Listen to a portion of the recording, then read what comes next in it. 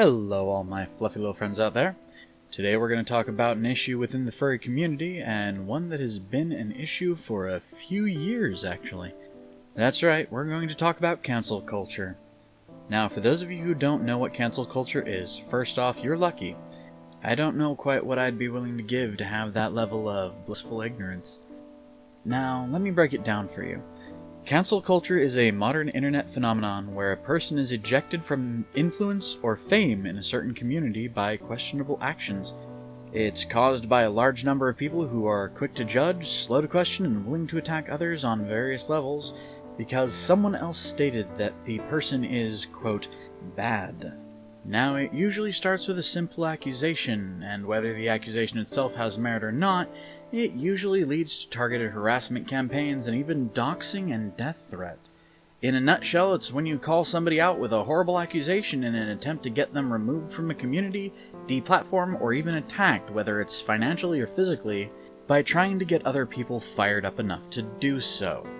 Now, notably, towards the end of 2018, a newly famous fluff by the name of Kira the Wolf was targeted by a small group of people using altered and in some cases flat-out fabricated quote-unquote proof that was used in a harassment campaign that is actually still ongoing even over a year later now.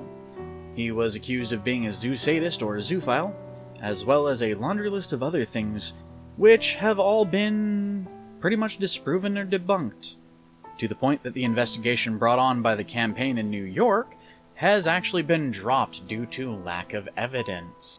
Now, that in and of itself is a massive win, but recently another fursuiter by the name of Shamrocks has been accused of many of the same things, and unsurprisingly, by many of the same people. Now, Shamrock's particular case is laughable at best because the main focus on him has been the fact that he was lewd online with a couple of teenagers, and yes, I know, normally that would be amazingly bad under the right circumstances, but given that he's 19 and less than 3 years older than the people in question, that would usually fall under something called the Romeo and Juliet law in most states, which means it's not actually illegal.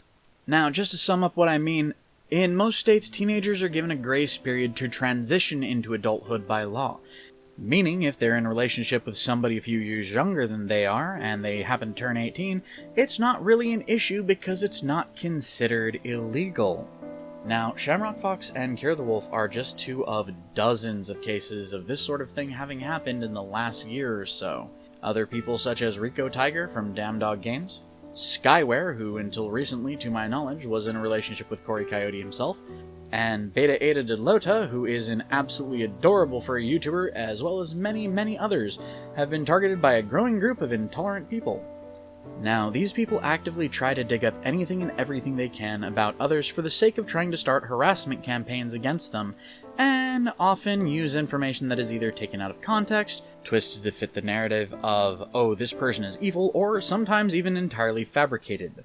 Let's not forget all the videos that were circulated in 2018 about Kiro doing absolutely grotesque things to a deer's corpse that turned out to be somebody 100% entirely different. Now, these people live to spread hate. They attack others and encourage their followers to do the same, and it all inevitably leads to a lot of suffering for a lot of people. In fact, many of the people who act out this way seem to enjoy the idea of harassing people into an early grave, and some of them even wear the names of people they've driven to suicide as badges of honor. These people have an amazing disregard for human life and only care about how much fame they can gain for themselves by causing drama. It's a sickening practice that honestly needs to stop. Now, thankfully there are people out there who have far more influence than me or my little channel who see this practice for what it is and want to see it put to an end as well.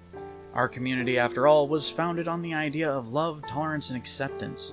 We're meant to raise up our fellow furs for the good they've achieved and help them to better themselves, not exile those who don't fit in or have made mistakes in their past. Anyways, I guess that's all for this rant, so until next time everybody, bye-bye.